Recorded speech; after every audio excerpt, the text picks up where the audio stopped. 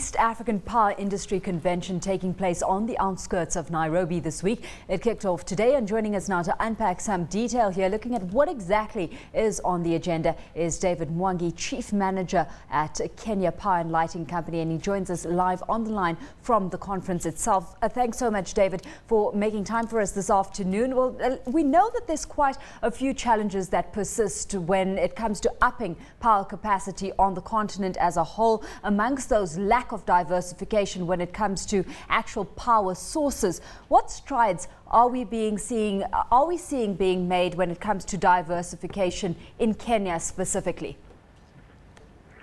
Well, Kenya has traditionally relied on hydropower, mainly from one river basin and then a few other rivers.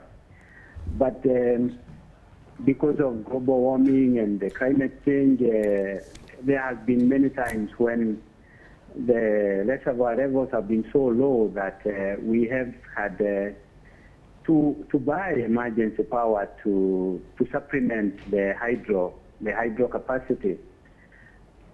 We have had to bring in fossil-fired thermal plants, mainly medium-speed diesels running on heavy fuel. The short-term emergency plants themselves have been running on diesels, like the fuel that trucks use on the road, which is very expensive. So what is being done now to diversify our energy mix is renewable energy. And Kenya has come in with some feed-in tariffs for hydro, small hydros, for geothermal, for wind, for solar, and for biomass. And we in KPLC, we have been negotiating some power purchase agreements with IPPs. The largest wind project being 300 megawatts, called Lake Turkana. And then the public sector generation company, KenGen, is developing some 140 megawatts of geothermal. Well, while strides are being made, David, in developing power capacity, in that regard, those strides have been hindered to an extent by the indecision when it comes to the issuance of sovereign guarantees. We heard just yesterday the Kenyan cabinet has moved to secure guarantees we need to actually speed up, key energy projects. What exactly are we looking at coming to the fore there?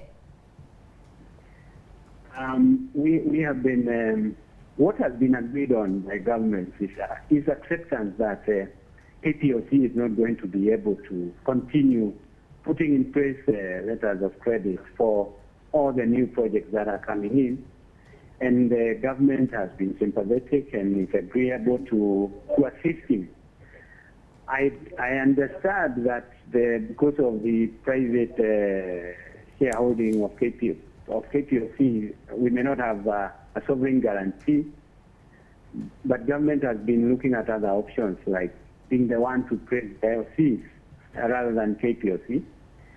Other options being considered with the World Bank, IDA, on partial risk guarantees that are underwritten by IDA. But this matter is still being discussed, and I'm not sure as we talk now exactly what form it will take. Of course, with that discussion still being had, the entire contention around this has surrounded the fact that issuing guarantees to large energy projects risks a massive spike in public debt in the process, and many saying that would reverse the trend of a reduction in the size of public debt that we've witnessed over the past 10 years or so. Is that a price that needs to be paid in your books? Well, this is a concern.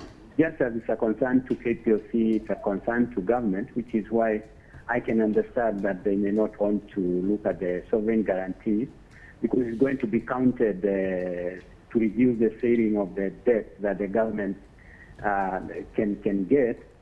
So the LCs may be a softer option for the government, which is probably why they are being considered.